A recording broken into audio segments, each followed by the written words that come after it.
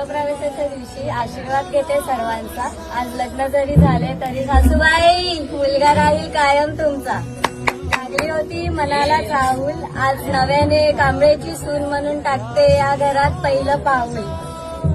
मनी आहे सुखी संसाराची आस, तुमचं कुटुंब खरंच माझ्यासाठी आहे खूपच खास. ज्यांच्यामुळे सर्वांचे चेहरे कायम असतात हसरे, असे आहेत माझे सासू आणि सासरे. खीर तांदळाची खीर सर्वात श्रेष्ठ आहेत माझे दीर.